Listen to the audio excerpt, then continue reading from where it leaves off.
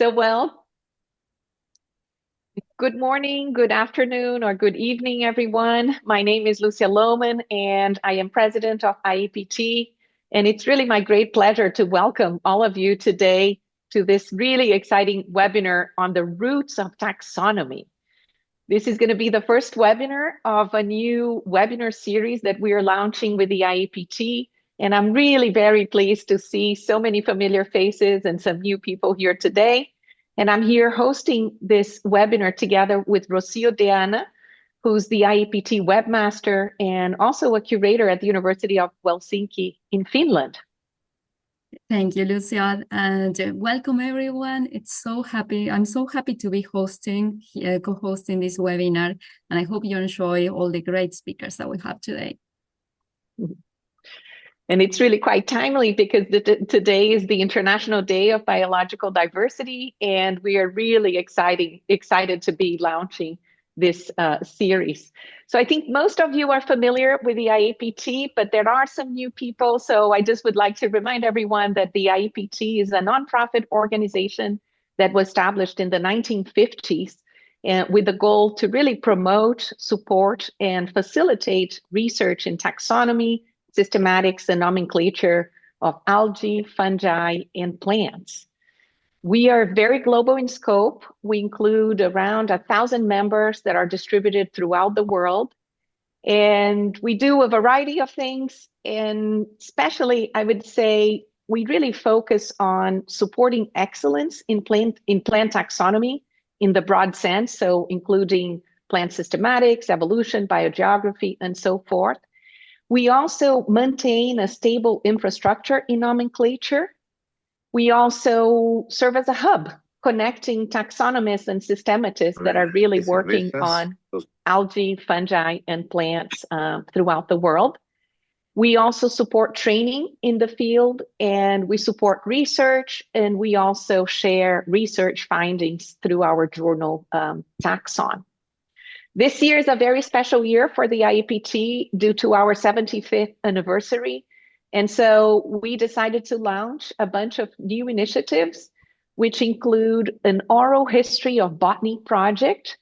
So please be sure to follow, but we conducted a series of interviews with many different botanists during the last IBC in Madrid, and we'll be sharing everyone's trajectory throughout the year. We're also launching an IAPT photo contest, and we're open until June 25th. So please submit your photos to the contest. And finally, we're launching this webinar series, which we really hope will become a regular meeting and a place for us to connect and exchange ideas about the future of plant systematics. So without further ado, I think we should probably get started. And I would like to invite our first speaker, Patricia Barberá, who's going to be sharing with us some of her research on the Afrotropical flora. Patricia is a botanist. She's at the Department of Biology at the Universidad Autónoma de Madrid in Spain, where she has been based since 2024. And prior to that, she spent 5 years here at the Missouri Botanical Garden working at the Africa and Madagascar program. And she thankfully continues as a research associate. So her research focuses on integrative taxonomy, evolutionary biology, and the conservation of tropical plants. And she has a special focus in the plant families Euphorbiaceae, Poaceae, and Pontragibiaceae. Patricia, she has carried out extensive fieldwork in tropical Africa, especially in Equatorial Guinea and Gabon and Madagascar. So we are so thrilled to have you here, Patricia, and please, the floor is yours. Okay, thank you very much, Lucia, for the introduction, and I'm very happy to be here. And I don't know if you can see my presentation already. It's perfect, thank you. Okay. So, hello everyone. It is a pleasure, as I said, to be here and to have the opportunity to talk about something that many of us are truly passionate about, which is the biodiversity.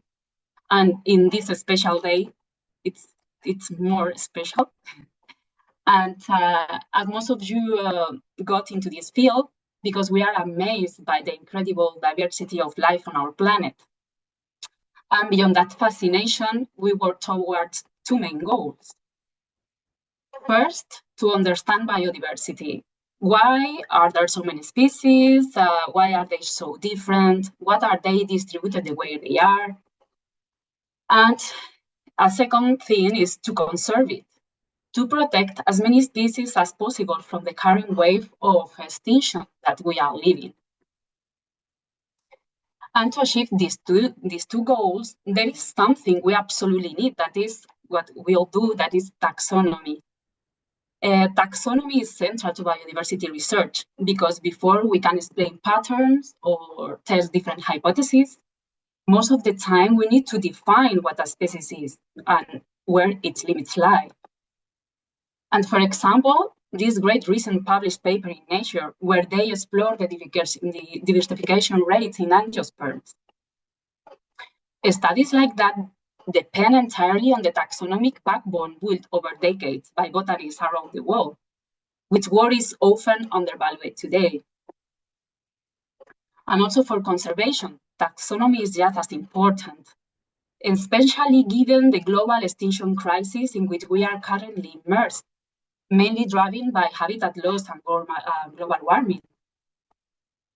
And according to some estimates, over 20% of plant species are yet to be discovered, and many of them will go extinct before we describe them. And this is not a speculation. Recent studies show that many of the newly described plants are already threatened. And this highlights how urgent it is to accelerate taxonomic work. We simply cannot protect what we don't know. And even among the plants that are already described, only a small fraction have been published, their formal conservation assessment have been published, only the 18% of them. And once again, this work depends on understanding species boundaries and therefore on taxonomy. This problem is especially serious in the tropics, where most of the world biodiversity is found and also has the areas under greatest threat. As shown in recent research, most of the newly described threatened species come from tropical regions, which means our efforts must be focused there. And here is where my work fits in. My work is focused in tropical Africa, especially on two plant species, as Lucia said before, Euphorbiaceae and the family Putrangiaceae. These groups are very diverse in shape and ecology, raising many interesting taxonomic and evolutionary questions. And they also include many threatened species. So let me introduce you very briefly these two families before moving on to some specific cases studies. So the family of Euphorbiaceae is one of the most diverse families on angiosperms, with about 6,500 species in more than 220 genera that are distributed worldwide, especially rich in the tropics. They are half of them are Dioecious genera, while the rest are Dioecious. So the family Putrangiaceae, on the other hand, is a smaller pantropical family and is composed by two genera, Putrangiva from Asia with 4 species, and Rhypetes with 218 species, most of them Dioecious. And we are going to start with the Euphorbiaceae family. In a first example of my work, I wanted to show you a recent discovery that we did of a new genus of this family from the Democratic Republic of Congo. It started in a herbarium with a duplicate that was misidentified in several herbaria. Imagine some of them were identified as Moraceae, the genus Dorstenia, others to Alcornia, that is another genus of Euphorbiaceae. Here you have a photo of the plant, and it takes our attention because the inflorescence structure was different from other African genera Phoforiaceae. Having among other characters, these big bracts chordate at the base at the inflorescence. And considering all these different characters, we thought this could be a new genus. The molecular phylogeny confirmed our thought, and we got right. It was a new genus discovered from Africa, monospecific genus at the moment. And we name it in the honor of Corneille Wango, a Congolese botanist and ecologist that also collected the specimen. And as most of the new described species, as we said before, our preliminary assessment, it was a threatened species, and we assessed it as endangered due to the severe habitat loss that it has in its native range, mostly due to shifting agriculture. Another discovery that I wanted to highlight, and was also made from herbarium specimen. It was a new species of the genus Paranecepsia, that is a monospecific also genus from East Africa. It is Daoesius, and it's mostly from, it is located exactly from Mozambique and Tanzania. So again, the discovery started with a duplicate at the Herbarium of Brussels, found by my collaborator, Olivier Lachenot. It was misidentified also as a possible Alcornia, and the locality was not East Africa, it was Madagascar. The specimen had no flowers, it has only fruits, and we saw that the fruit has only 2 locules instead of 3, as in the already described species, Paranecepsia alcornifolia. So we thought we might have a new species here.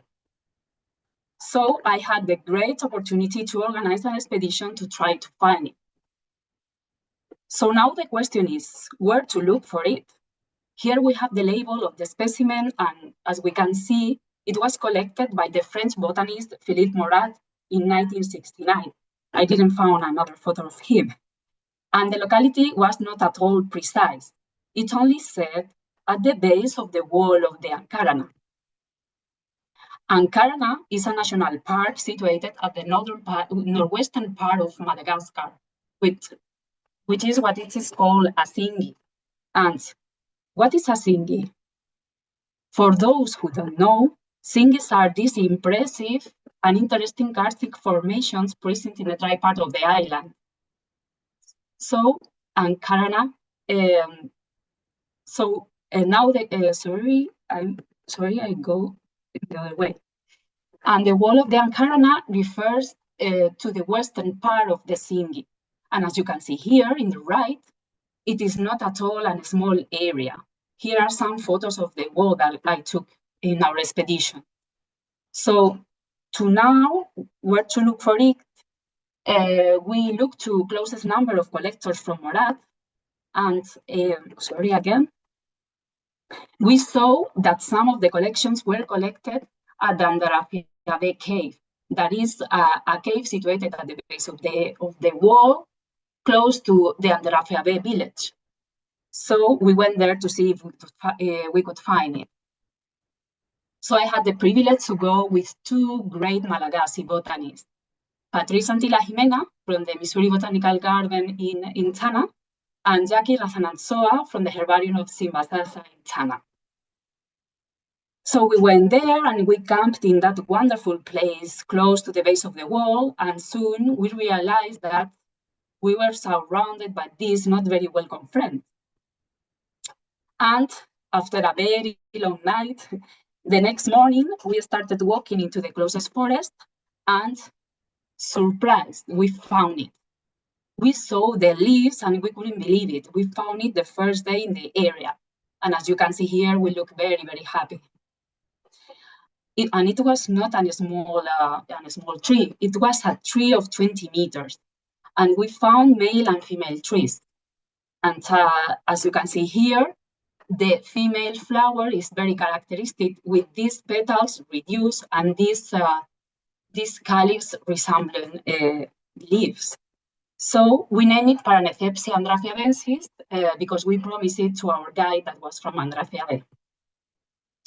It was incredible to be there, but we needed to run 4 days later because it started raining, the rainy season started, and it was not going to be possible to go out from there. So, because we needed to cross 2 rivers. Here in the photo, you have one of the rivers. So we were lucky, and because 2 hours later, it was impossible to go out. So we published this species and also supported by a molecular phylogeny. And again, it was assessed and published in the red list as critically endangered. Mainly because we saw it, the main threat was the uncontrolled use of fire to create grasslands for the cebus at the limits of the Singid. Still in Madagascar, we work extensively in another genus of Euphorbiaceae, the genus Alcornia. And for this genus, only 3 species were recognized for the island. After the revision of more than 200 specimens, herbarium specimens, we discovered 7 new ones on which we are working on now. Most of them were previously grouped under the more widespread species that is in the island, that is Alcornia allifolia. So we did our preliminary phylogenomic tree with using hive-seq technique and also using herbarium specimens and some silica gel that we collected in our different expeditions. Here you can see in the tree that we included all the species from continental Africa and also all the species from Madagascar that are, as you can see, monophyletic. And using a geometric morphometric approach based again on herbarium specimens, we compare the leaf morphology among the Malagasy species, here in red, and the continental ones, here in brown. So we observe here a notable expansion of the morphospace of island endemic lineages, and that is consistent with the possible existence of unadaptive radiation. This interesting evolutionary pattern couldn't be found without the extensive taxonomic revision that we made. And as mentioned before, it's a preliminary study. We are working on it, and we hope we are going to publish it very soon. So the conservation assessments are also preliminary. So up to now, 5 of the newly described species are threatened, and one of them, the species 2, possibly extinct. So this study also reveals the need of organizing more expeditions to some of the areas under-collected, because there is not enough material of some of the species. And apart from this work in Alcornia, we are also working on the genus Croton, both in continental Africa and Madagascar. And for those who don't know, Croton is one of the 3 big genera on the family of Euphorbiaceae.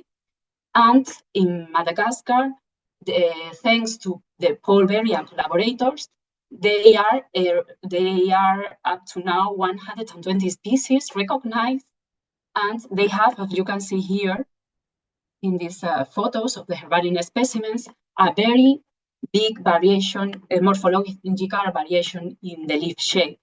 As we can, and thanks to this great work on the systematic of the work by the team of Paul Berry, we studied the leaf morphology in the different regions, always based on herbarium specimens. Here we can see our preliminary result. In black, we can see the morphological variation in the continent, here in black, and in red, we can see the morphological variation in Madagascar. And it can be seen that in Madagascar, we detect a great and rapid expansion of the leaf morphospace. Again, as we shown for Alcornia, consistent with a possible adaptive radiation. I'm also part of another project to study the Otman-out pattern, which is described as the presence of lowered biodiversity in continental Africa, tropical Africa, comparing to the rest of the tropical areas. This project is led by the Jardín Botánico of Madrid, and within this project, we are generating many phylogenomic trees of different genera of African Euphorbiaceae. Euphorbiaceae for this project has been selected like the family to explain this pattern. Again, most of the samples from herbarium specimens. One of the genus included in this project is the genus Croton from continental Africa with around 60 species. This is part of our PhD student, Paloma Ruiz de Diego, which is based in Madrid at the Botanical Garden. And here we made a great sampling, mostly material from herbarium specimens, representing 90% of the species of continental Africa. And now we are very happy because we are also expanding to Asia within the genus Croton. We started a new project that was recently granted with a focus on the genus also in the Philippines archipelago. And as we can see here in this photo, that there are also a big morphological diversity in leaf morphology. And changing of family, now we go to the Putrangiaceae family. We are also making progresses. We have published many taxonomical works on the genus Drypetes in Africa and describing many new species. And have started also working on understanding the biodiversity history of the group. And this is part of the postdoc of Irene Villa, she's based at the Missouri Botanical Garden. Here we have the first phylogenomic tree of the family, and 96% of the samples are also coming from specimens from herbaria. And with this project, Irene we want to explain why this group, contrary to the odd man out pattern, has more species in tropical Africa than in other tropical areas as America. This makes this family and this group very interesting for the biogeographic point of view. And of course, as always, for every well-defined or newly described species, we produce UCN red list assessment. And before finishing, I would like to highlight how important herbaria are for our work. It is very important to take care of them. I know that you all know. And as you have seen in the previous examples, I have shown you what resources play a key role, herbarium specimens. We cannot do our work without them. Also, digitization initiatives are crucial for allowing us to access specimens from across the world, overcoming many logistical barriers, making them accessible to everyone. An example of this initiative is the collaborative NSF project on which I was fortunate to participate when I was at the Missouri Botanical Garden. This project makes invaluable collections from tropical Africa in the US herbaria accessible to researchers and particularly for those botanists from Africa. And like to finish, I wanted to give you some key takeaways. First, that taxonomy revisions are essential to study the processes that shape biodiversity. For example, as I have shown you some adaptive radiations. That taxonomy is essential to define the conservation unit, and that herbarium collections are a fundamental resource for a study on plant biodiversity. And as you have seen, there is still so much work to do. And all that work is possible thanks to the great team that we have, and thanks to the different grants and projects that support us. Thank you. And thank you all for your attention. Thank you so much, Patricia, for this great talk. It was amazing to see such a complete example of integrative taxonomy and how you combine different approaches, like from traditional taxonomy, morphometrics, phylogenomics. It's very integrative, all your research. So now we are open for questions. Yeah. you can raise your hand, or you can open your microphone, or actually include a text in the chat, like I have a question. So. Yes, Lucia? Yeah, maybe I'll start with a question. And thank you, Patricia. Really great talk. And Thank I you. also love, I also love that you emphasize so much the importance of herbaria. And given that you had a chance to work in large herbaria and also local herbaria in Africa, can you comment a little bit on the importance of these small herbaria to document biodiversity and priorities for conservation? Yeah, well, for my opinion, these local herbaria are really, really important, and they need support. It's for us, these local herbaria are really difficult to have access to them.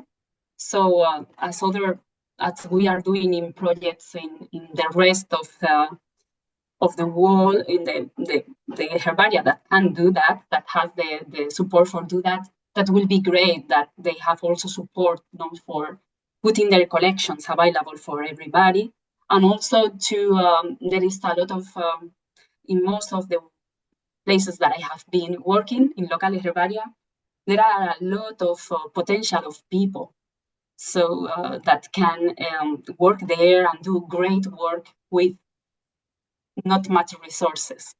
So for me, it's really important that we can support them. I also try to work with them, and yeah, it's a very big difference with other herbaria from the first world. But yeah, those are treasures also that we need to put in value. Yeah, I don't know if Thank I you. answered your question. Thanks, Lucia. Thanks, Patricia. Morgan? Yeah, thank you, Patricia, for just really such a wonderful talk. I was really struck by, really getting at this question of the odd man out hypothesis.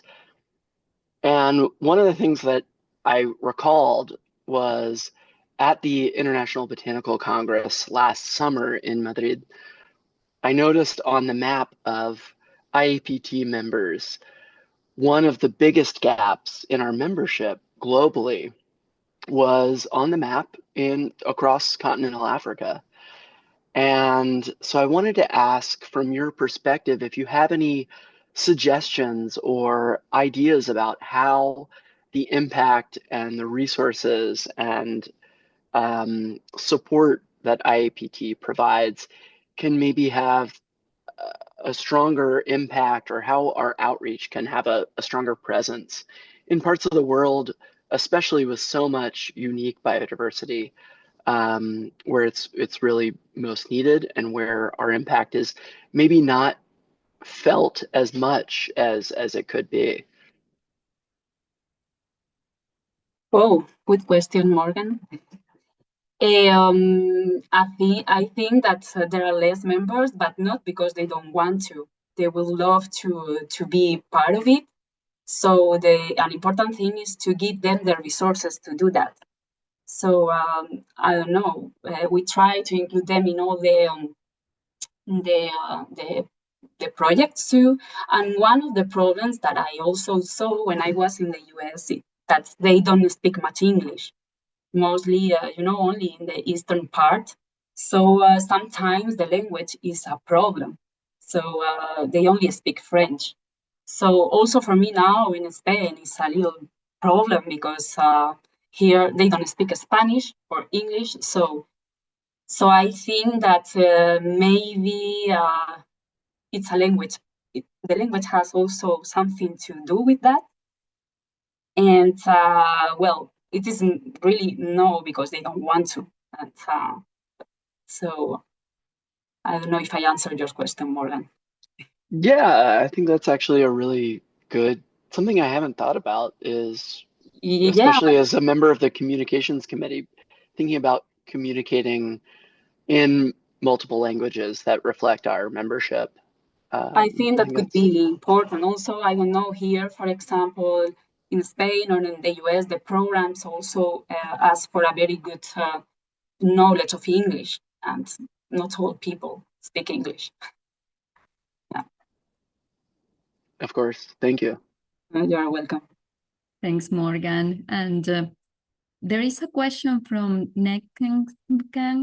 There are two questions, actually. The first one is why Fabaceae? And the second one is what about the lapses observed in herbarium management in Africa? So the second question I didn't understood well, but I'm going to answer the first one, why Fabaceae first. Well,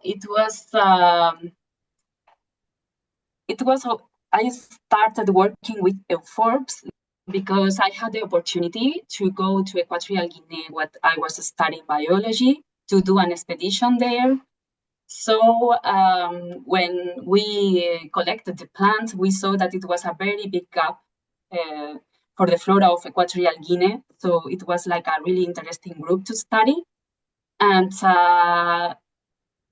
so I started because of that. So it is why I started to work on Fabaceae. And after starting that, I saw the many things that have to be done. But I think it's all the families. There are many families that need a lot of work. But in my case, it was really like that. And after I was at the botanical garden, and my colleague Ricardo Rina came there to start working there. So I have a support too. We were two people working in force. So it was also a reason, that one. So it was things of life, yeah, I have to say. And the second question, can you repeat it, please? Yes, it's mostly about what are the kind of lapses or gaps observed in herbarium management that you have seen in general in Africa.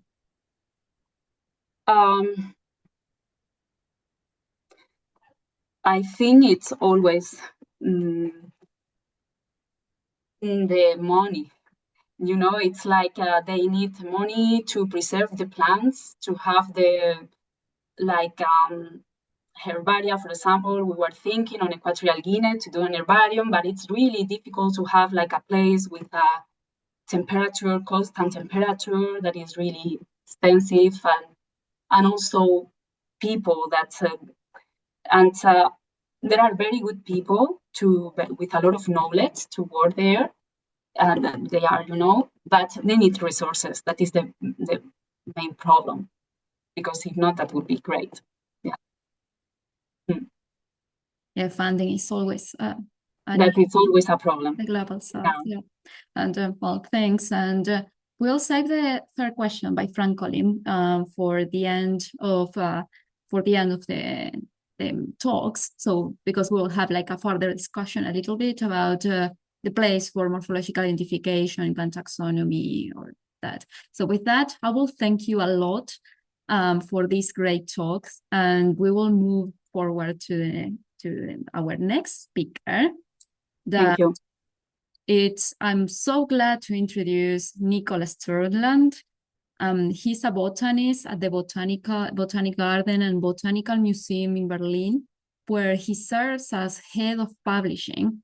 He has played a crucial role in shaping the International Code of Nomenclature for algae, fungi, and plants, serving as Rapporteur General for the nomenclature sections of the International Botanical Congresses in Shenzhen and Madrid last year.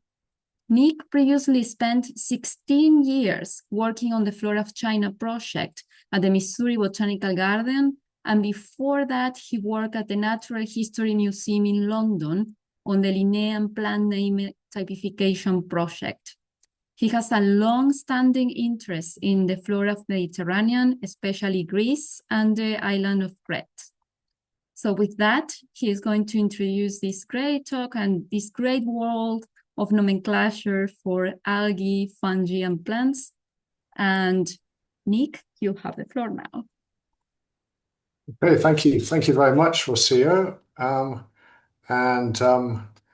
Yeah, and I'd also like to congratulate you, Patricia, on your talk just now, which I think was a really great introduction to this webinar, just to sort of show how relevant and important taxonomy is So I'm going to now try and share the screen and talk about something that goes with taxonomy, namely nomenclature.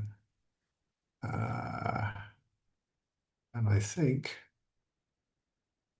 that should work, yes. A very short introduction to the nomenclature of algae, fungi, and plants. Can I just ask you, have I got this in presentation mode or? Not yet. Not yet. Okay, so is that better? Perfect.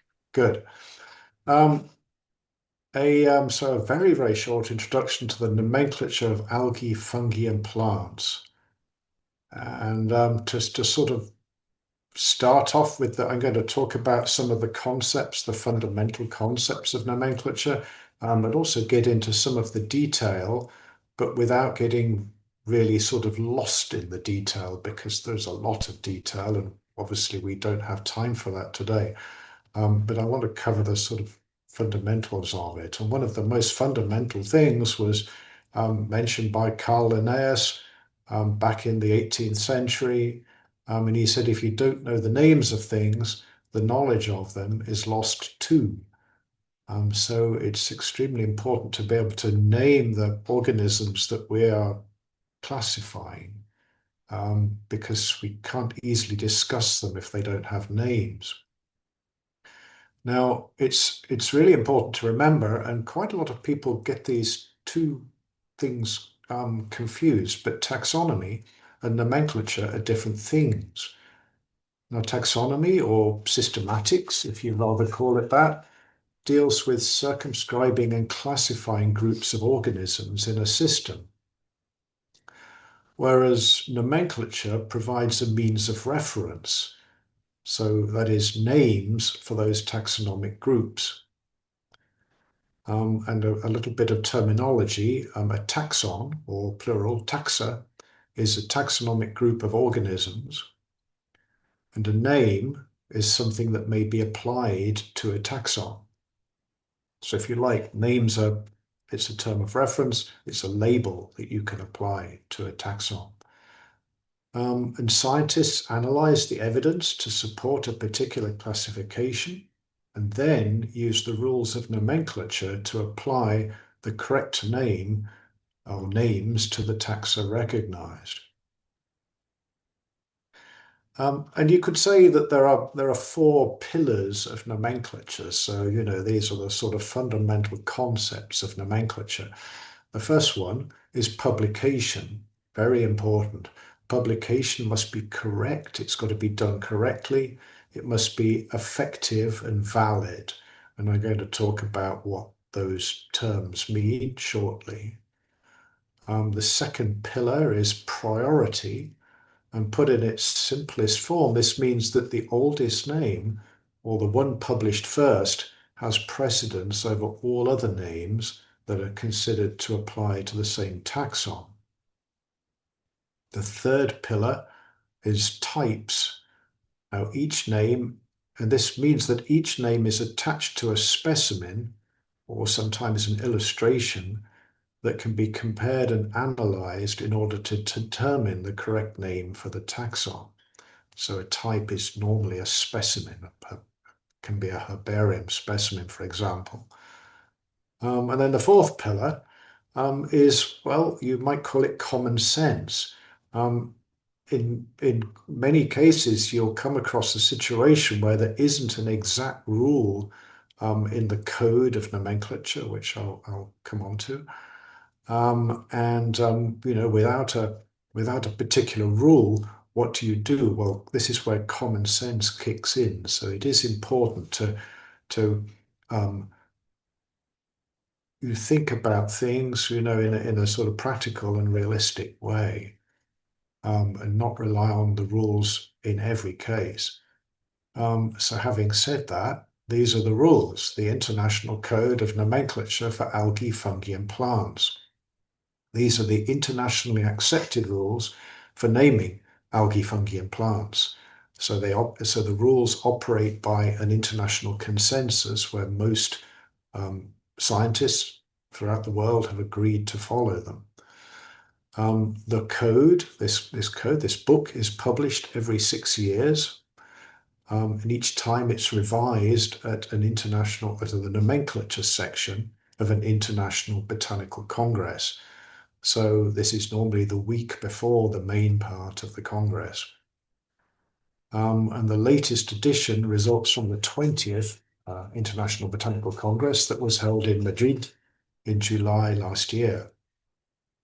And the Madrid Code, as it's going to be called, will be published in July 2025, this year, by Chicago University or University of Chicago Press. And that's a picture of the cover on the left-hand side there.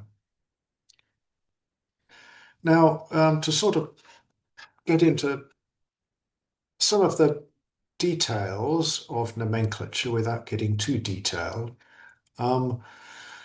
if you think about all the names that exist for algae, fungi, and plants, you have this sort of you could express it with this Venn diagram. So you have this outer darkness zone of names that are not even effectively published, so they don't exist. We can disregard them. And then coming into the light, you have this next zone of names which are effectively published. So this means that they were published in an effectively published work. I'll explain what that means very soon. And within that group of effectively published names, there are validly published names. I'll explain what that is as well soon. And then within the validly published names, there are legitimate names. So legitimate and validly published are different things. A name cannot be legitimate unless it's validly published. And then right within, in the center of it all, you have correct names. So if you want to know what the correct name for an organism is, you know it has to be legitimate, validly published, and effectively published, because it's a subset of all of those things. So what is effective publication? Well, two kinds of nomenclatural acts must be effectively published. Nomenclatural novelties, that is, new names. So these would be names of new taxa, what are called new combinations, names of new rank, and replacement names, to use the terms used by the code. And also typifications. This means type designations published after the publication of a name. These would be lectotypes, neotypes, and epitypes, to use the correct terms. Now, effective publication is achieved by distribution of either printed matter or electronic material. And so to define that a bit further, printed matter, for example, printed books, printed journals, is almost always effectively published. Electronic material is also effectively published if all of the following things apply. So there are these conditions. It must be published on or after the 1st of January 2012. So nowadays, electronically published articles in journals, these are effectively published. It must be published online. The publication has to have an international standard serial number, an ISSN, or an international standard book number, an ISBN, and it must be in portable document format, so or PDF. So if it just exists on a web page and there's no PDF, it's not effectively published. If it's like a Word document, for example, but not a PDF, again, it's not effectively published. Most botanical or mycological or phycological journals nowadays are effectively published because their articles, although they appear in HTML or XML format on the website, they almost always have a PDF that you can download. And then I mentioned valid publication. So what is valid publication? A name, it's a very important fundamental concept in nomenclature. A name has no status under the code unless it is validly published. So a name that's not validly published is therefore not really even a name. in the sense of the code. And names that are not validly published, well, they shouldn't really be termed invalid. This is quite a commonly used term, and editors can be often sloppy in this, but really the correct term is not validly published. And the code uses the term designation for a name that's not validly published. So it might talk about these designations were not validly published, or these designations are not validly published names. So what do you have to do then to validly publish a name? So for all names to be validly published today, they must be in an effectively published work. Remember that Venn diagram, that valid publication was the subset of effective publication. They must be accepted by the authors. So if the author doesn't accept the name, it's not validly published. They must have a clear indication of rank, so species, genus, family, order, or whatever. They must be composed of letters of the Latin alphabet, and they have the correct form. And if they're names of fungi, including fossil fungi and lichen-forming fungi, they must be registered. Now, registration of names is required for fungi, but it's not yet required for names of algae or plants. And then also continuing with the conditions for valid publication, if you were talking about names of new taxa, to be validly published today, a name of a new taxon must have a description or diagnosis, or both, of the taxon in either English or Latin. Now, in the past, it had to be Latin, and of course, this caused quite a few problems because not many people speak or read Latin nowadays. At the Melbourne International Botanical Congress in 2011, English was added as another option. So nowadays you'll see many new species validly published with just an English description or diagnosis. You have to indicate the type specimen, and you have to use the word type or holotype or an equivalent term. You have to specify the single herbarium or collection or institution in which the type specimen is conserved. So if, for example, it's at the Missouri Botanical Garden, you have to say type specimen at Missouri Botanical Garden. And there are some special rules that apply to names of algae and fungi and fossils. And here's an example from a protologue from the original publication of the name of a new species. This is Centaurea dolopica, a species in the Asteraceae described from Greece.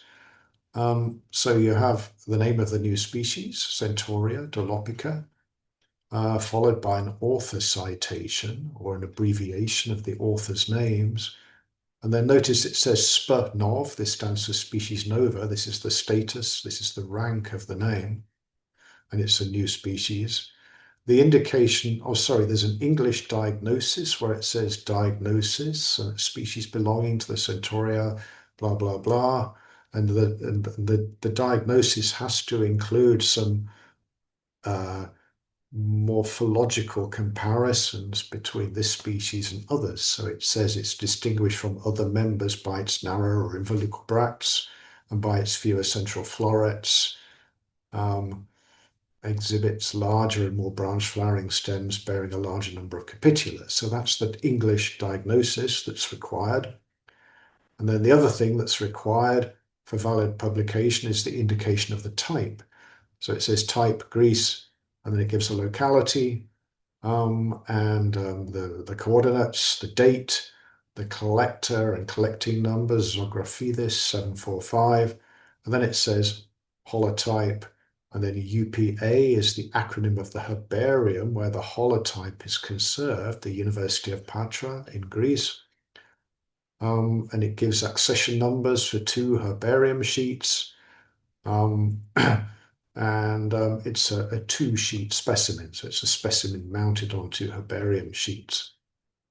So this is an example of a fairly typical protologue or original publication of a new species, showing those requirements for valid publication being fulfilled.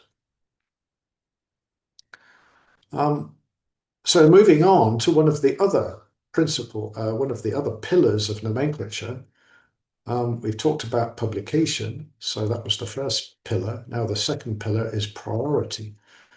And principle 3 of the code, in the actual code, it's written, the nomenclature of a taxonomic group is based upon priority of publication.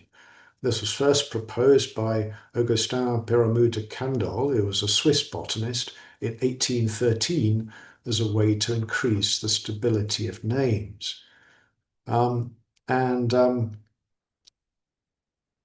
So priority is extremely important when you want to find the correct name for a taxon. The oldest legitimate name takes precedence over all later published names. And the term legitimate means validly published, but also in accordance with the rules. So it's possible for a name to be validly published, but not in accordance with certain rules, in which case it's not legitimate, and then it's called illegitimate. So for priority and for a name to be correct, it has to be legitimate. It's also really important to remember that names compete for priority only against names in the same rank. For example, an earlier name of a variety cannot have priority over the later name of a species. But taxa at the rank of family to genus inclusive, the correct name is very simply the earliest legitimate name at the same rank. When you get below genus rank, and you're talking about species or subspecies, varieties, and so on, it does get more complicated. And actually, I'm not going to talk in detail about that here because this will be another talk. But just to remind you of that Venn diagram I showed earlier, remember the correct name is a subset of legitimate names. So a correct name has to be legitimate, a legitimate name has to be validly published, and a validly published name has to be in an effectively published work. So you have this sort of hierarchy of names. The third pillar of nomenclature is types and typification. So I want to talk a little bit about what types are and why they're important. So, so what is a type? A type is a specimen, or rarely an illustration, with a special status. And a name is permanently attached to its type. So names have types. And a name and a type are permanently attached to each other. The application of a name to a taxon is determined by the type of the name. So when you want to apply the name to a taxon, the type is critically important. And this is the sole function of the type. A type specimen is a physical object. It can be held, it can be examined and analyzed. You could even get DNA out of it in some cases, and it can be compared to other specimens character by character. What is a specimen? We talk about type specimens. What is a specimen? Well, a specimen must be, this is how the code defines it for nomenclatural purposes. A specimen must be part or all of a single gathering. A gathering means like a collection. And it must be collected in the same place at the same time by the same collectors. And it's presumed to be of a single species or infraspecific taxon. Now, a specimen can be either one whole organism or one or more parts of one organism, or it could be multiple whole organisms, or it could be parts of multiple organisms. And also, it can be mounted as multiple preparations or a single preparation. So what you have on the right-hand side there, that's an example of multiple whole organisms. There are 16 whole organisms comprising one specimen, and they're all mounted in a single preparation In this case, the preparation is a herbarium sheet. Other examples of preparations could be a microscope slide, or a piece of wood in a box, or a flower or a fruit preserved in alcohol in a jar, just as examples, or a packet containing lichens or bryophytes. These are all different preparations. And you could have, say, a specimen of a palm tree that consists of a piece of the trunk, a piece of wood, some fruits in a separate box, 5 herbarium sheets, each with sections of leaf. And if it's all labeled as belonging to a single specimen, you can have this single specimen in multiple preparations. But probably more normally, one specimen would be mounted on one herbarium sheet. It's also important to remember that types are not always typical. They're not always normal looking. So a type belongs to the taxon to which the name is applied, but it's not always a typical example of that taxon. And many taxa have names with types that are unusual in some way. So the type might have parts that are larger or smaller than normal, or they could be diseased, or they could even be missing parts. And it's not the function of a type to define the circumscription of a taxon.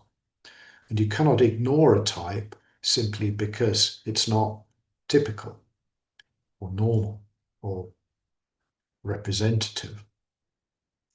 The circumscription of a taxon can change over time as more specimens are collected, and new or different analytical methods are applied. Types are also a relatively new concept. Starting in 1958, for a name to be validly published, the type must be indicated. So for names of species or infraspecific taxa, this type is termed the holotype. But for many names published before 1958, going all the way back to 1753, so 205 years of naming organisms, it was no type. Well, very often no type was indicated. Sometimes the type was indicated in the first half of the 20th century. But when you get back into the 19th and then into the 18th century, it's normally no type was indicated. And for these names, an action, a typification by a later author is needed to select a type. And this will be a lectotype or a neotype, to which the name is permanently attached. So why does this matter? Well, first of all, you might want to designate the type of the name of your new taxon so that your new name is validly published. Remember, indicating the type is a condition of validly publishing a name of a new taxon. You might want to find the type of an already published name, so that you can correctly apply the name in your taxonomic treatment. Or you might want to typify an already published name. You might want to designate a lectotype or a neotype. This would be to fix the application of the name to a particular taxon to clarify and stabilize the nomenclature. Now, typifications can be an extremely complicated subject, so that will be a completely additional talk. So I'm not going to go into any more detail about typification now, but I do want to talk about and finish up with talking about a few resources that are available from IAPT. This is the IAPT homepage, webpage, and if you look at the nomenclature link on the menu there, if you click on that, you get this menu of useful resources for nomenclature. So there's all sorts of good stuff there, and it's regularly updated. The code, the online version of the code is there, but it's not the Madrid code yet because it hasn't been published. But after the Madrid code is published, IAPT is going to put an interactive online version on the website. There's all sorts of other things there, which you will find very useful. So I do encourage you to look at the IAPT website, have a look at those nomenclatural resources, because we've tried to sort of gather things together that should be useful. And also, shameless book plug, the Code Decoded. So this is a user's guide to the International Code of Nomenclature for Algae, Fungi, and Plants, which is currently in its second edition, which is based on the Shenzhen Code of 2018. It's published as a Pensoft advanced book by Pensoft Publishers. It's open access online at this link. In fact, if you just Google the Code Decoded, you should find it. Although this is based on the Shenzhen Code, almost everything in it is still relevant to the current soon-to-be published Madrid Code. So even if a third edition doesn't come out very soon, this is still useful. So yes, I do encourage you to have a look at that if you don't know it already. And I just want to thank you for your attention, and also acknowledge Sandra Knapp from the Natural History Museum, London, because this short introduction to nomenclature is based on a series of nomenclature workshops that we together have developed and presented over the last several years, and which have been supported by IAPT in several locations around the world. So thank you. Thank you so much, Nick. Oh, it's always amazing to hear you talk about nomenclature, and it's kind of incredible how much you're able to pack in a short amount of time. This was fantastic and really excellent summary. Thank you. Thank you. Thank you. So let's see if we have time for maybe one or two questions. Yep. Rocio? Yes, I have a question just in general. It was a great talk, a great summary for nomenclature. And which would you say that are the most common misunderstandings or challenges that the taxonomists face when they are applying the code of nomenclature, especially for early career researchers? Oh, that's a good question. I think perhaps one of the things is, I mentioned it near the beginning of the talk, and that is that taxonomy and nomenclature are different things. So, when you look at the code of nomenclature, there's really nothing in there that's going to help you with taxonomy. It's not going to help you classify anything. That's complete. That's separate. So remember that it's purely about applying names to the organisms that you've already classified into taxa. So I think that will be one thing. I suppose another of the challenges will be when you're sort of describing new species nowadays, it really isn't that difficult, because there's not that many things that you have to do in order for the name to be validly published. But when you look at the names of the past, so particularly before the middle of the last century, 1950 or earlier, it can get very, very complicated, and particularly when you get back into the 19th and 18th century, because botanists just didn't present their work in the same way that they do nowadays. And it requires quite a lot of sort of experience and specialist knowledge to interpret what they were doing and what they meant, and then to retroactively apply the rules of nomenclature to those names. But the code does help with this. That's a large amount of the code is concerned with this. And also my book, The Code Decoded, kind of helps you and explains, what some of this older stuff means, and what 18th century authors, for example, meant when they wrote things in a certain way. Thanks, Nick. Thank you. And there's a question here in the chat by Shahid. It's a long question. Maybe I'll go straight to the point. And it's asking why the International Code for Nomenclature does not define in the very beginning what a species is or any infraspecific rank. And then it's also asking, is there a fundamental principle that that helps us to determine a species, or a rule to understand what a species is?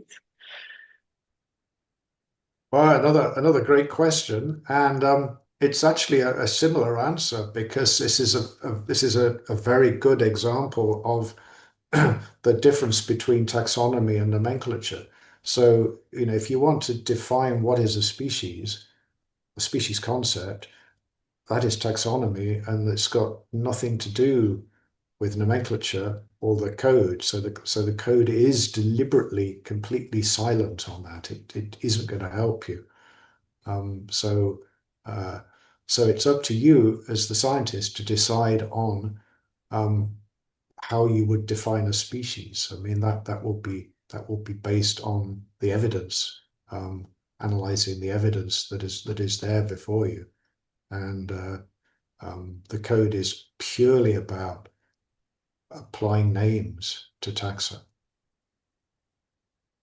Wonderful, Nick. Thank you so much once more. Really exciting talk. And well, there's one more quick question before we move into the other speaker. So it's from Manuel Luján, who's congratulating you on the excellent talk, and is saying, from the editorial point of view, what are your thoughts on devoting an entire publication to select, for example, an electrotype or neotype? Yes, another good question. So, what you mean here is to have an article in a journal, for example, and the primary focus of the article is selecting a lectotype or a neotype for a particular name. I think it can be important. I mean, there are some cases where the nomenclature of a particular species, for example, is confused, and many different names have been used in the past, and designating a lectotype can really sort of stabilize and clarify the situation. So it can be important to do this. Of course, the thing nowadays is that there are only certain journals that will publish papers which are purely focused on nomenclature. So I think it's fine, but you just have to read carefully the scope of the journal that you might want to submit it to make sure that they would accept this kind of paper. Wonderful. Thank you so much, Nick, once more. Really great to have you here today. And we will now move into our next speaker. Thank you, Lucia. Thank you. So Laura Clavijo, who's going to talk to us about the practice of taxonomy, an insight from the study of the Gesneriaceae. And so Laura is an assistant professor at the Universidad Nacional de Colombia, and also director of the National Herbarium of Colombia. She holds a PhD in biological sciences and has over 20 years of experience studying the Colombian flora, with a special focus on the Gesneriaceae. She has described many new species in collaboration with her students and her collaborators. And in 2016, she led the compilation of the Gesneriaceae for the Catalog of Plants and Lichens of Colombia. And we are very happy to have her here. And please welcome Laura. Thank you, Lucia, and thank you for the invitation. I'm really honored to be here and to be sharing this space with these exceptional speakers and with very interesting talks. So yeah, thank you. I'm going to share them.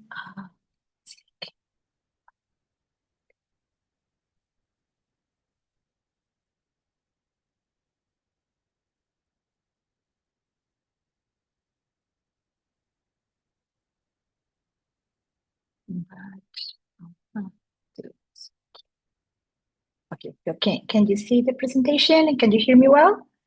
Yes, perfect. Looks great. Okay, perfect. Okay, so yes, like the title says, I'm going to talk a little bit of what has been my experience in the practice of taxonomy in the past 2 decades. And this practice has focused basically in the family Gesneriaceae.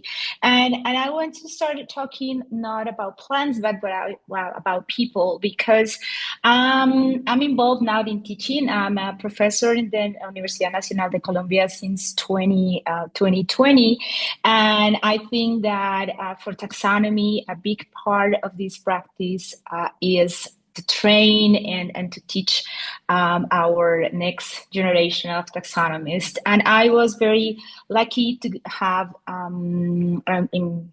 impressive professors that make me feel in love not only plants, but also feel in love of taxonomy.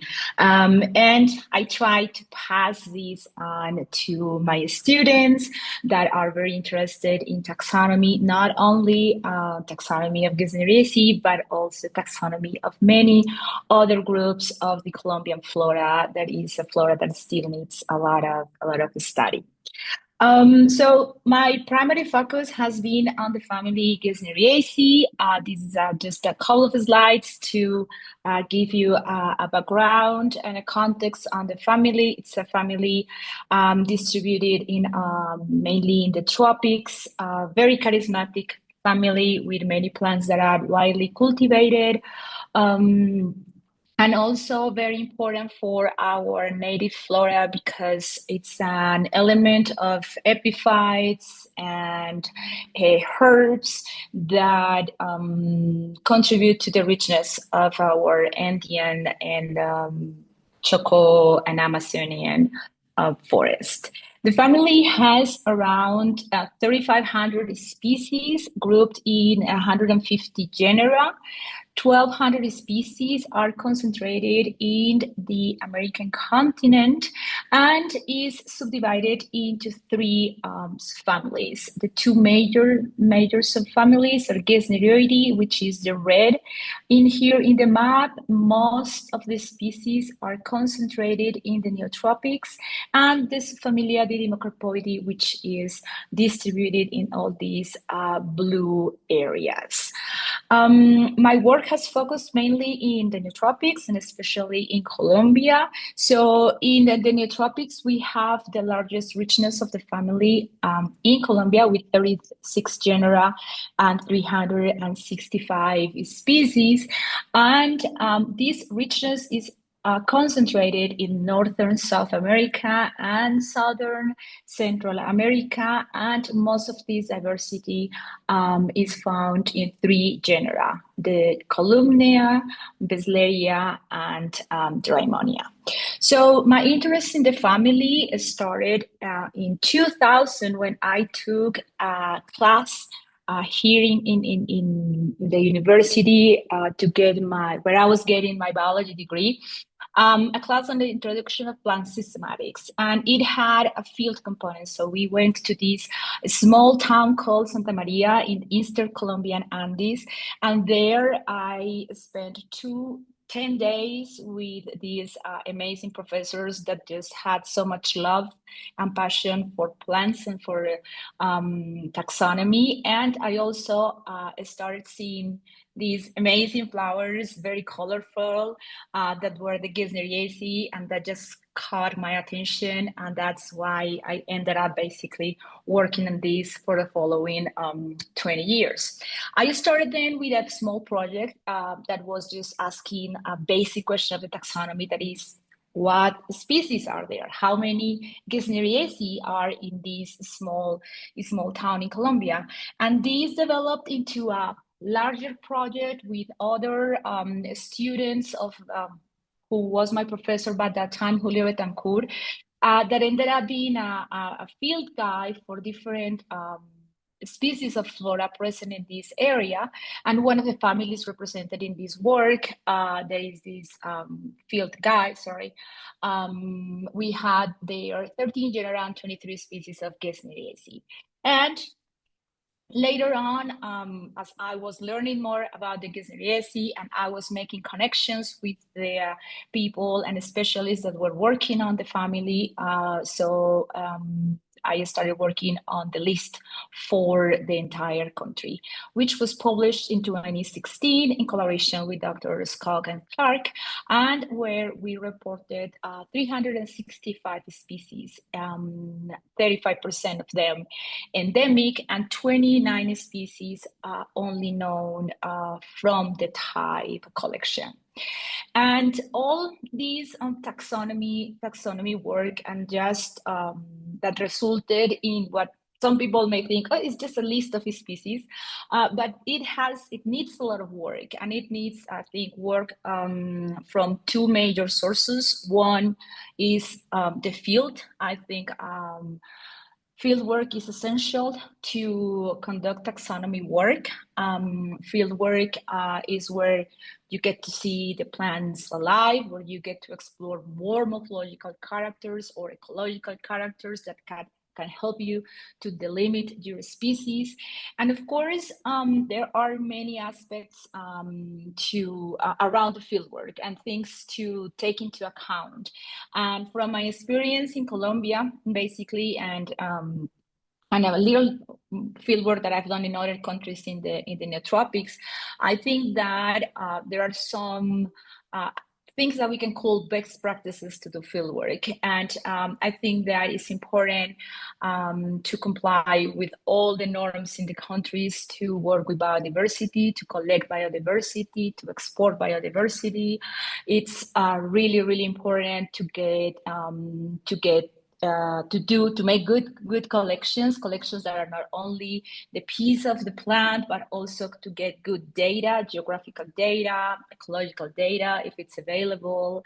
And I think that it's important also to take into account the possible risks that you can face in the field. At least in Colombia and in the Andean countries, we are facing landslides all the time during rainy seasons. And we have to also do field work under difficult conditions, not only in terms of of where you sleep or where you eat, but also in terms of safety, because of the intrinsic problems of each region. I think it's also important and has been very important as part of my work to work with the locals, work with the communities, understand their necessities, and go back there and tell about the results and give the information back that they might need, not only to get engaged in conservation efforts or just to know better their biodiversity, but also to provide data that can be helpful to local initiatives like the organization of natural reserves or the recognition of key biodiversity areas or many other figures of conservation. So I think that's a big part of the taxonomy work and what we do behind the scenes.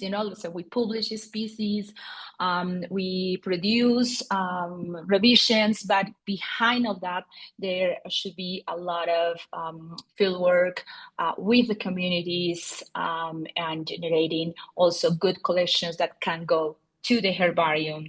And that's my second big part of how we practice taxonomy, and already it was mentioned in the first talk, and the importance of the herbaria and the collections that are housed there.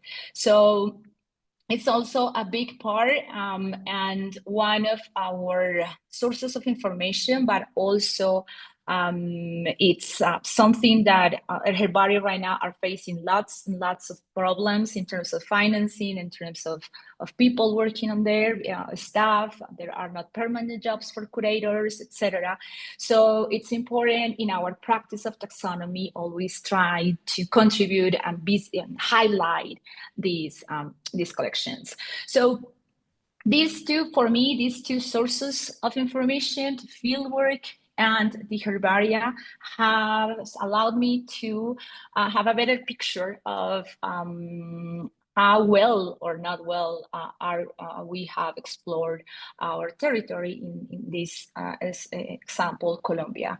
So just the blue dots are records of Gesneriaceae, and the only thing that I want to highlight here is that most of the diversity of Gesneriaceae here is concentrated in the Western Cordillera and Andes and Choco biogeographic. And we still have areas like southwestern Colombia where we have a black hole is basically. So still, and despite all the efforts and all the people working on the group and working in general flora of Colombia, we still have lots of empty spaces where we haven't been able to collect and document our biodiversity. And two of the major issues or the major reasons for this is the difficulties, the access difficulties that can come from because we are in a territory with a lot of topographical challenges, but also the social, economic, and sometimes violence aspects that we suffer. And then funding is going to be a major thing that not only we encountered to field work, but also to maintain our collections. And that's another aspect that I want to bring the attention to, and is going back to the herbarium. And I work now in the National Herbarium in Colombia, where we have major issues like many other herbaria. We don't have enough space. We don't have optimal environmental conditions, temperature control, humidity control, and we also have structural problems of the building.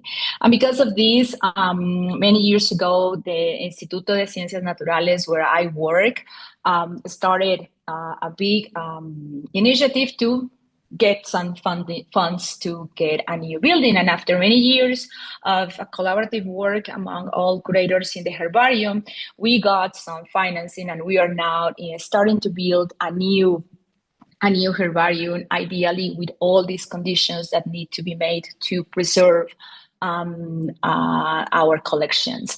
But that's happy news, but the sad news is that it took a lot of effort, and many herbaria in Colombia don't have this kind of resources right now and are suffering from the lack of funding, and they have very, very important collections, not only of Gesneriaceae, but all flora of Colombia and all Colombian flora. So that's one of the main challenges that we face here, at least in these countries, and at least in Colombia, and is that lack of funds to do field work and to keep our collections in the way we should keep them. So now, after several years after the publication of the catalog, so we have increased, of course, our numbers of genera and species recorded for the country. We keep maintaining this trend of the Andes and the Choco biogeographic being the most important areas in terms of biodiversity, and also where most of our conservation efforts should be directed. I want this data that I want to show you, and is how this description of new species in the family for the country, for Colombia, has shifted through the years. So we have here since 1970 to 2024, and we have periods with a lot of new species being described and periods of fewer species. And here is a small list of the major contributors to this publication of new species. Some of them are from the United States, and some of us, these last ones that are all women, are from Colombia, and let's say younger. So this is kind of a trend, and in the last 12 years, so we have published for the family a total of 36 new species that, in comparison to the species that have been described for South America, is the 37%. So Basically, what we have done during these years, trying to explore and document the diversity of Gesneriaceae in Colombia, we have taken like different approaches, and we can say that one approach at the beginning was this: okay, let's get a big picture of how many species there are in the country, and now we are moving on to trying to enrich our lists and our documentation for smaller regions and to have a more regional approach. So a few years ago, we started with this project of Gesneriaceae of Valle del Cauca, which is located in the western side of Colombia. It's one of the most biodiverse departments in the country because it has Andes, it has Chocobayo geographic, and also it has a little bit of dry forest. And doing this, of course, we have increased the number of the species for this department for Colombia, and also we have found new species and more endemic species, which are a focus for conservation.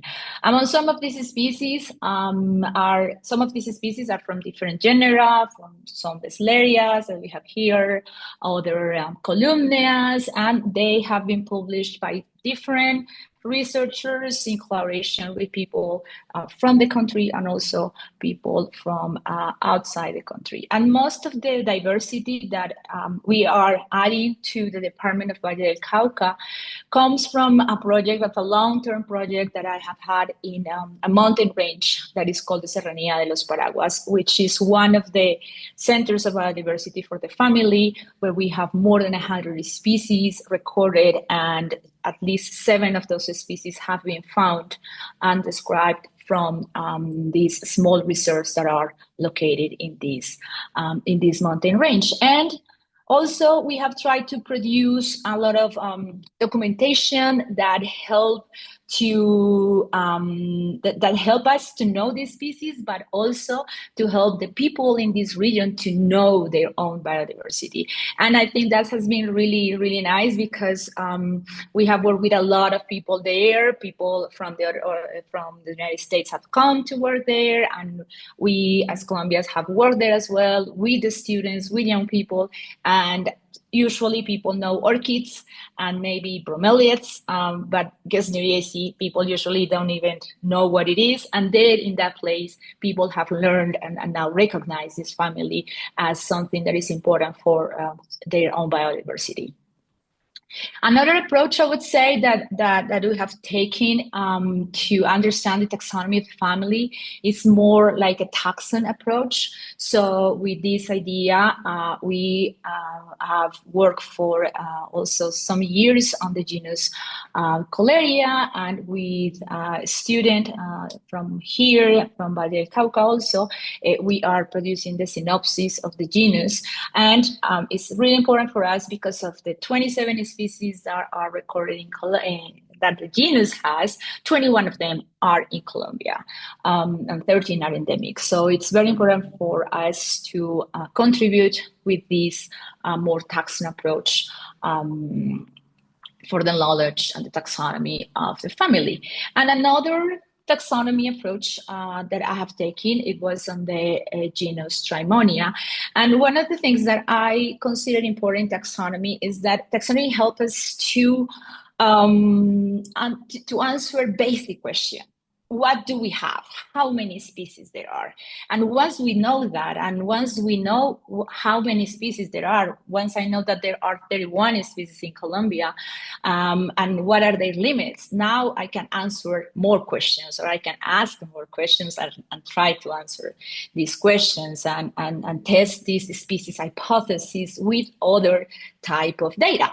So once we have passed like this part of the new species and the limits of the species, we can move to other questions that are very interesting and that help us to understand the history, the evolutionary history of the group, in this case, Drimonia. So on the one hand, we can, ask questions about the biogeography, where basically this is telling us that this is all the genus. So most of the genus has diversified in the green area, that is the Andes, with some going to the Amazon and have a diversification there. And then we also can have questions about floral evolution and try to connect that with pollination and so on.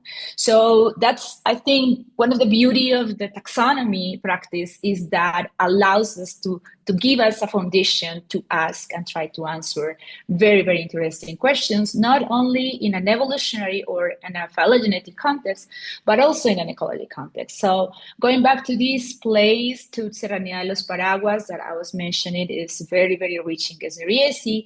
We know exactly what species we have there.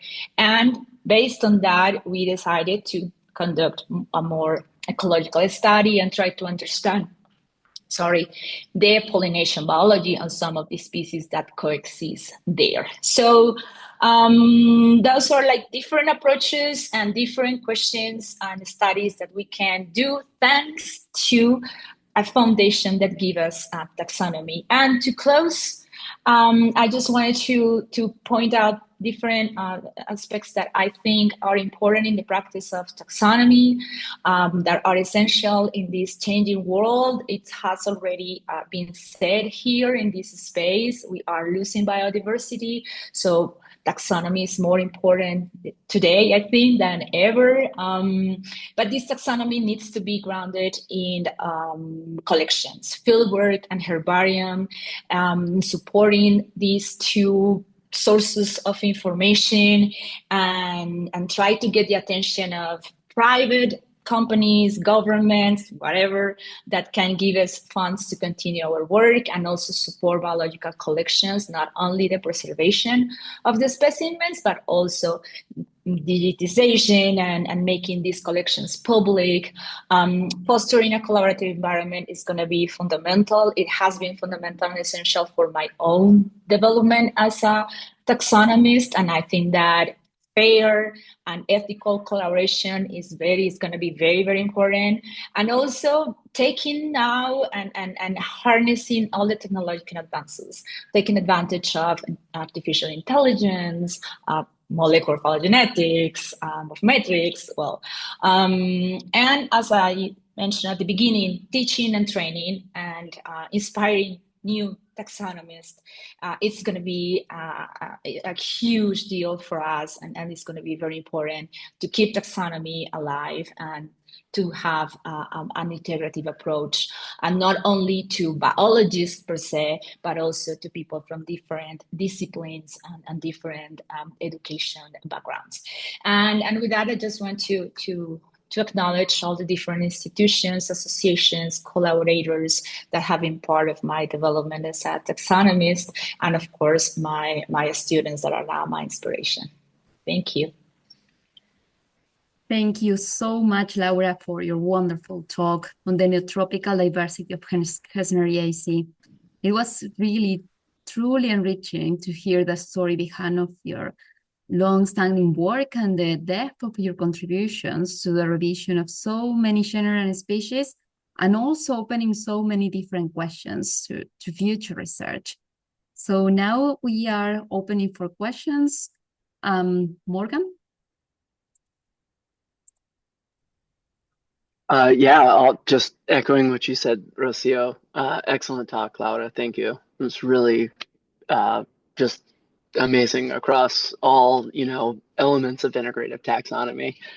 My question is, you talked a lot about the role of students and working with younger taxonomists. And I'm curious, actually, going back even to Patricia's talk about, some of your impression being based at a university and a herbarium in just surrounded by such incredible biological diversity.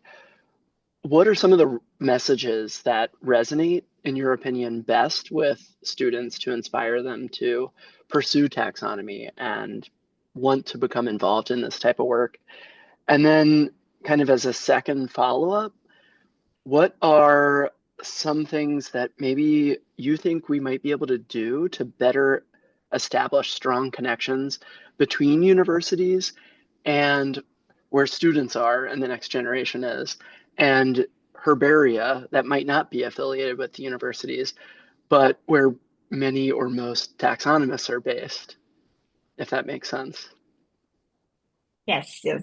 Thank you, Morgan. Really good questions. Well, I think that we are in a changing world. We are in a world where technology and speed is is a big thing. Everything is short messages, and everything has to be very showy and active and to call the attention. On the one hand, I think that we are fortunate to be in this country because we talk about biodiversity, and they can see biodiversity in many aspects. So it's easy to get them engaged, just to doing a short field work, and you don't have to go that far, and then get engage them in understanding and knowing biodiversity. A little bit harder is just to get into the real work of taxonomy, to just go into the herbarium and look at the specimens and look at the morphology, and that can be sometimes more boring, let's say. So that could be the hardest part. And another aspect that is difficult, let's say, it's like, for what, what's the reason, why should we do this? And try to answer that question and give it a purpose. I think it's difficult. I think it's challenging, especially, and I think I saw a comment earlier, especially when there are no jobs, or there are, but there are few jobs. So I think that's difficult, but still, students, they keep going. A lot of people, they just fall in love, like I did many years ago, in the family of just biodiversity, and keep pushing and keep trying to stay in taxonomy. And to connect it with the other question, I think that if we look for stronger connections with other type of institutions, with botanical gardens, with the private sector, that can provide some encouragement, also economical encouragement to the students, that they can do their research, paid research. So I think that would be very important to ensure that we have a strong community of younger taxonomists that will feel appreciated and that will continue this work. That I tell the people when I show them specimens in the herbarium made in the 18th century about the Flora of Mutis. It's like, we haven't finished his work, so we still have a lot of work. But so it's difficult, but I think that once they connect with biodiversity, the love is there, and that help them and us to continue. Awesome. Thank you. Great answer. Thanks. You. Thank you so much. And great talk. Thanks again. Thank you. Thanks, and thanks, Laura. We will have to move to our next speaker because we are running out of time a little bit. But be free to leave questions to Laura and comments in the chat, so you can continue talking.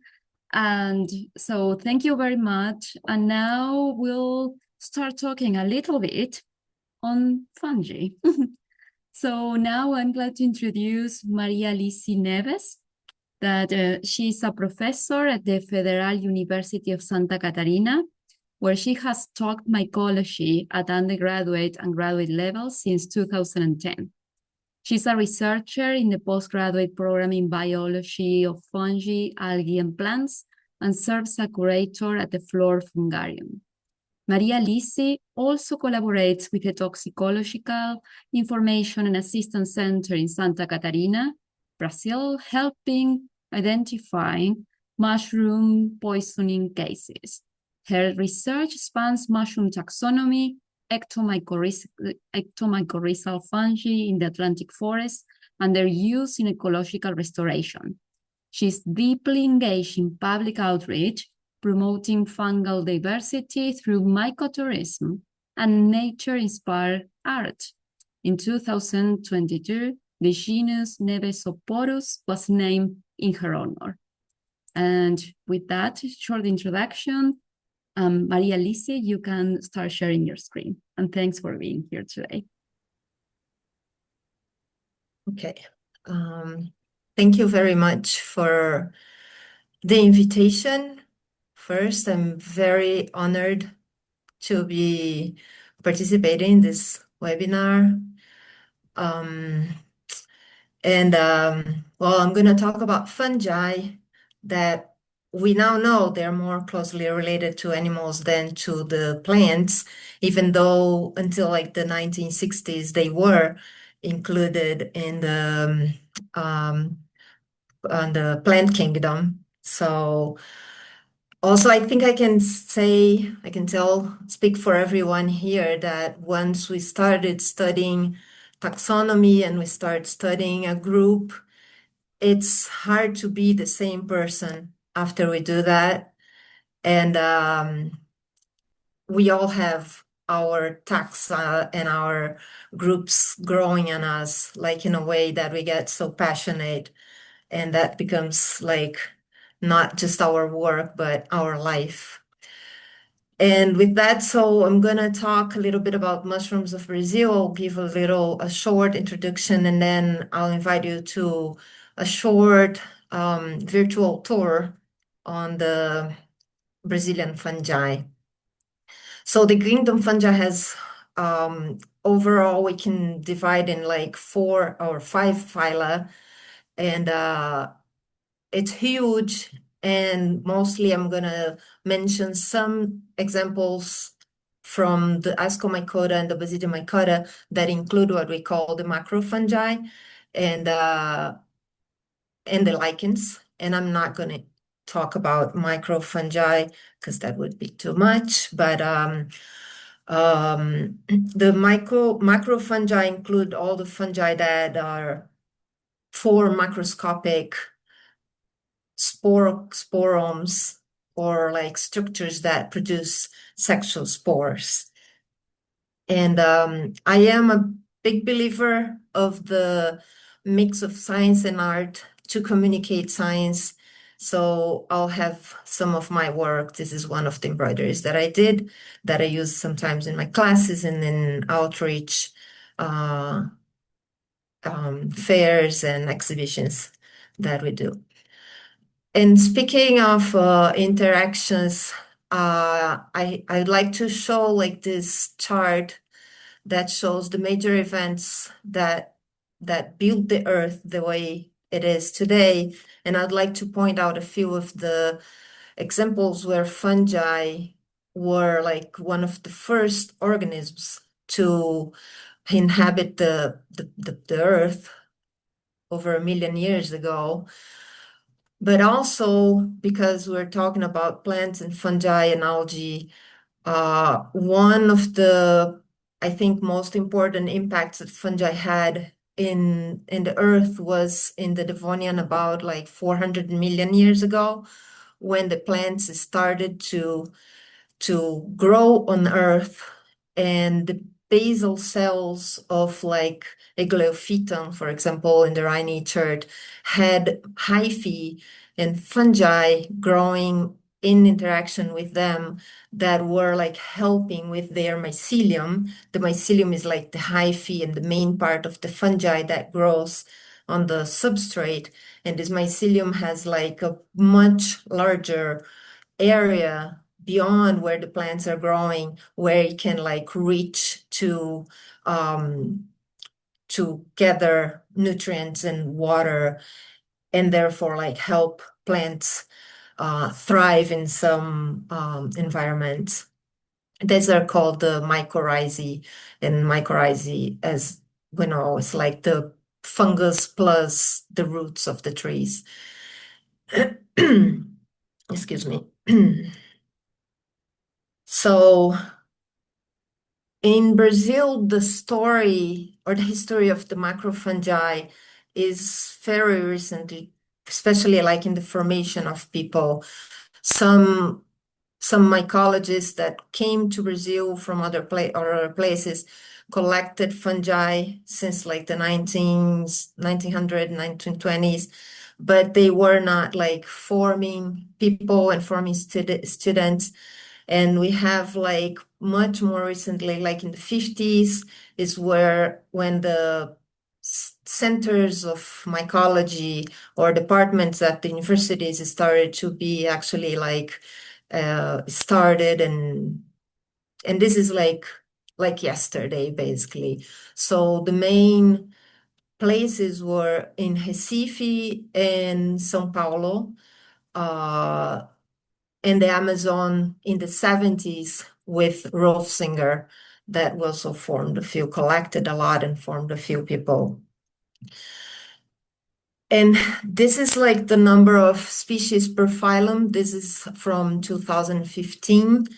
And obviously, like we have a lot more, this is for Brazil, and we have a lot more macrofungi because they are like more studied, they have more appeal to people to study them than the other groups.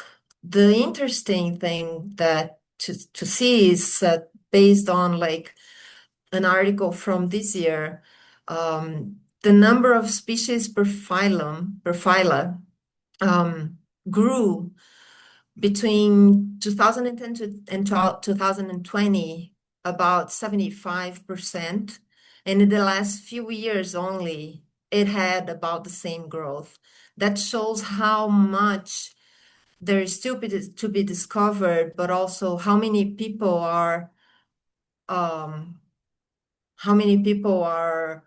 interested in fungi and how taxonomy of fungi is growing in Brazil. And that is like due to a lot of young mycologists that are very interested in fungi and engaging a lot into fungi. And so I'd like to show you some of the species. This is like, I'll talk a little bit about the distribution of fungi. I'll talk about some of the species that I picked to show you and talk a little bit about distribution. And so I hope you enjoy the photos. And this is a fungus called the Abrachium floriforme. It's a Basidium mycota from Basidium mycota phyla. And you can see it grows, like we have records for all over Brazil, for all over Atlantic forest. And it grows normally in sandy soils, but also like in the more argillous soils. And it was first discovered in the northeastern Brazil, and it was suspected to be like a rare species, but because it has such a showy basidium, it started to be found after it got a name, it started to be found. So it's very important for us to publish and to have photos, because if you have ever seen the photo of a mushroom in a fungarium, it's very disappointing because they're 90% water and they get like kind of ugly, let's say. And this Acerae grows like on the soil, but also on litter, all over the Atlantic forest. The second species is the Garicus globus acidiatus. It was recently discovered, and it's only known so far for South and Southeastern Brazil. And after we discovered, it was found to be an edible species. And this is a big mushroom. It's not a small mushroom. And it was described from the university on the campus in a place that we walked literally over its mycelium every single day. So there are mushrooms that are big everywhere that are still to be discovered. This pretty yellow amanita, we've been calling the yellow amanita from the Restinga. It grows mostly on the Restinga, which is the sand coast area of Brazil. And it's an ectomycorrhizal species that has been assessed at the IUCN as vulnerable, because the Restinga, this coastal area in Brazil, is very threatened by not only climate change, but also like by real estate speculation. And even though we only have records from the northeastern Brazil and southern Brazil, we believe this mushroom grows all over the coast. It has an association with Guapira opposita, the Nictaginaceae that grows in the Restinga, and it's a plant that has, it's a nurse plant, the Restinga, that has a very important impact in the Restinga because it helps, probably because of like the fungi that grow on the roots, it helps other plants to grow around it. And we have been studying the ectomycorrhizae in the Restinga in southern Brazil, and we have found more than 40 morphotypes of fungi growing associated with Guapira. So that is probably, we still studying to answer that, but that's probably one of the reasons why Guapira is so important in the establishment of other plant species in the Restinga. And we wish to found and increase the distribution, the knowledge of the distribution of this mushroom in Brazil. This is an odd mushroom, an odd fungi. It's in like what we call the coralloid mushrooms. It grows on litter, on leaves and little twigs on the soil. It's only known from south and southeastern Brazil, but it has a disjunct distribution. It has also been registered in the Amazon. It's probably more widely distributed, but honestly, not many people are looking at this thing and thinking it's a mushroom or a fungus. And it's a cool species because it's cultivated by ants, and it's cultivated in the yeast form. So it's a dimorphic mushroom that can grow in the hyphae state, like forming the filaments that form the mycelium. But when the ants cultivate it, it grows like a yogurt almost, like it grows in yeast form in little packages. Cocaina venezuelae, it's now an ascomycota. It grows on wood. There are several species of Cocaina that grow in the country. This one grows in southern Brazil. It's probably more widespread also, but we don't have other records. And one of the cool characteristics of this group, they are like little cups, and all the spores are released at the same time when inside the cup there is a change of temperature or pressure. So if we have them in our hands, these are like little, they maybe have like 2 centimeters in diameter. But if you have them in our hands and you blow them, all the spores come at the once. So it's kind of a witchcraft almost, because we have like this mass of spores that are white coming out of it. They're really pretty, and they're also edible, although they're too small. This is another example of disjunct distribution, Entoloma bloxami, and it's a very showy, very handsome fungus. The mushroom is dark blue with spore prints that turn their gills or their lamellae on the underside of the pilus. They turn pink when the mushroom is mature, and we just don't have enough records, enough data to really know the real distribution. This is also probably, we suppose, an ectomycorrhizal fungi. I'm going to talk a little bit at the end about the ectomycorrhizae status in Brazil. This is polypore, what we call like, we could call it wood ear. It grows on decayed wood, Formiciporia nubicola. It has been assessed as vulnerable. It grows on a species of Dreamies in the cloud forest in southern Brazil. The distribution is very strict as far as we know. And there are several studies being done to assess like the distribution, and other questions are being asked about this species on how long it stays releasing spores, and other questions. This is another species that we have like a very disjunct distribution, and that is based on just like a few collections. It's in Santa Catarina in southern Brazil, in the Amazon.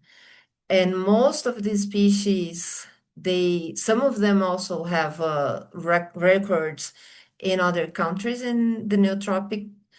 And the distribution, as we know, for all of the plants and fungi and animals are based on the distribution of the taxonomists and not necessarily the fungi.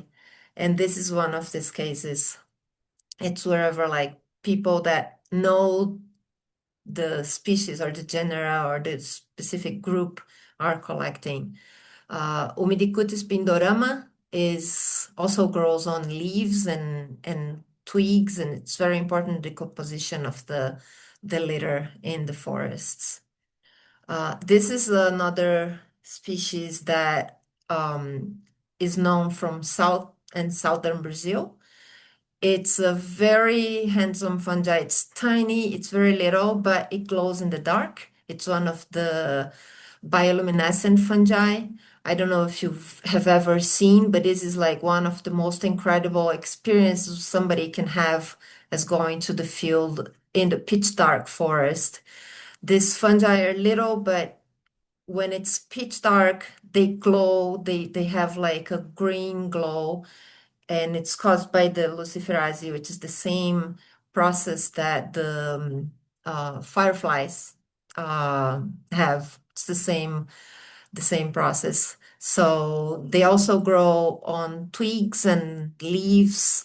It's a big genus, and it's possible that there are more bioluminescent species that we just still don't know, because we normally don't go to the field at night. So this is a hard work to go at night with the field, and like you cannot turn your lights on, or your eyes will have like a hard time to find, because the light is faint. It's a green light, and if you're used to the dark, then you can see them well. They're very pretty, and they have an appeal to be used as a conservation species because of how incredible they are. Here's another Ascomycota. Ophiocordyceps australis grows on an ant.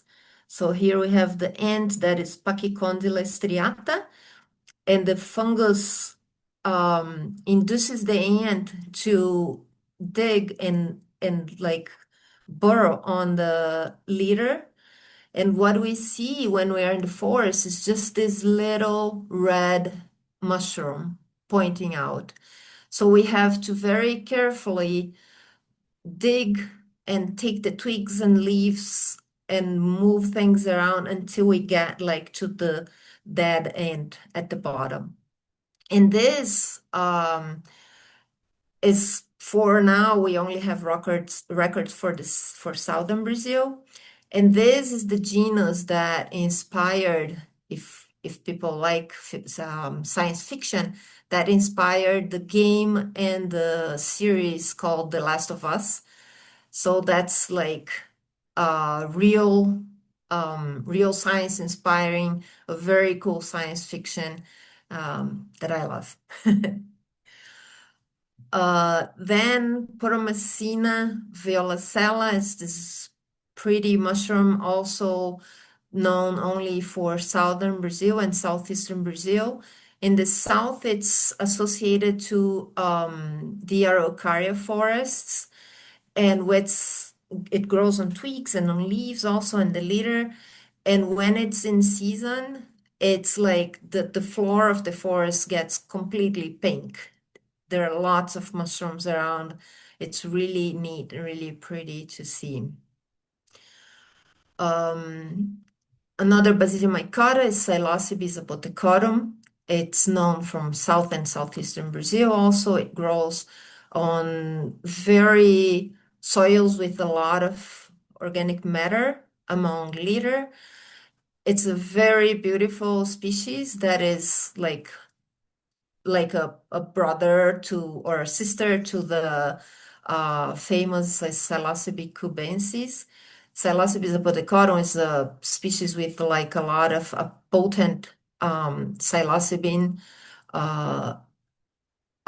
content, and this one is very pretty. We can see here like the blue reaction that is one of the diagnostic characteristics of this genus, because the psilocybina reacts and oxidizes when we cut or bruise the mushroom, and then it becomes blue. And this is the last one. This is also an actomycorrhizae. It's associated also in the south with Guapira opposita. It has been assessed as near threatened, but it is also probably distributed in all the Brazil, in all the coast of Brazil, because it was first described for the Guyana. And this is also one of the fungi that we have found in the roots of the Guapira opposita when we're studying molecularly studying the tips and the morphotypes of the fungi that are associated to the roots of a Guapira opposita. So in all of these examples, what we see is that there is a lack of collections for most of the species, and the distribution is very like concentrated in the south, southeastern, or northeastern Brazil, which are the main places where there are more mycologists and more students concentrated. We have like a lack of collections for most parts of the country. And I think that's also a reflection of the lack of mycology as like a mandatory study or study area or a class in the biological courses or undergrad courses, and even a lack of I wouldn't say interest, because we have a lot of people that are interested in fungi, but a lack of basic studies and basic classes in mycology. For the actomycorrhizae fungi, we could infer maybe the distribution based on the distribution of the plant, but the mycelium is also going to be affected by the temperature or the type of soil. And also, we don't know, for most of the fungi, we don't know the hosts and which are the hosts that are associated to each fungi. So it's a hint, but we can't use that to assess all like the distribution for all of the species, unfortunately. And like speaking of the gap, this is a data from a paper from 2015. And we have showing here like the number of species and the growth of the number of the species registered in Brazil by biomes between 2010 and 2015. And we can see that, for example, for Pampa and Pantanal, we had like almost no data, literally like no information. And it grew a tiny little bit between like these 2 years in 2015. It might be a little better, but it's still like we have a lot of areas in most of Brazil that are really undersampled. And with that, I would like to thank especially all the students. I'd like to thank all the inspiration that fungi bring to me. And thank you for the invitation, and thank you everybody for watching. Thank you so much, Alice, for all this great talk and this great review of the Brazilian fungi. So now we are open for questions. Remember that you can, yeah. Oh, Lucia. Thank you so much, Maria Alice. This was really great. And I especially enjoyed seeing the graph where you showed the increase in the number of taxonomists working with fungi in Brazil. That was very exciting. And so I wanted to ask you, like, what do you see, like public engagement and interdisciplinary approaches and the role of citizen science to engage more scientists working with fungi? I think that's a very interesting question and something that has really driven me in the last few years. I always enjoyed like talking about fungi. I've been like studying fungi. They have been growing on me since like I was an undergrad, so it's been like 30 years or more. And and it's fascinating to talk to people about it in a way because people only hear about molds or diseases or how they are so invasive or toxic. And we have this whole world of fungi that are edible and how they're like in our everyday life, like in the bread and the beer that we drink and the all fermented stuff. Uh, and we've been doing in 2010 when I went to Florianopolis, I started doing a rig foray. It's something that didn't really existed in Brazil. And it's grown to a point that we have like students that are studying the biology and before they start the undergrad, they already know about the event and they come. But we also have like cooks, chefs, and people that are like study psychology. It's such a diverse group. I'm very proud of this event because it's like it became like what I always wanted to be. And I'm a great believer that art and whatever we do that we can do to call attention, people really get interested, more interested and more curious. And I think it's working. I think we have like a huge group of mycologists in Brazil and people interested in like the last mycological conference that it was in February last year. It was like filled with students, undergrads and graduate students that are like so curious and so smart and so engaged. And I think it's like a collective work that we in Brazil are doing with fungi to really engage more people to work on taxonomy and other aspects of fungi.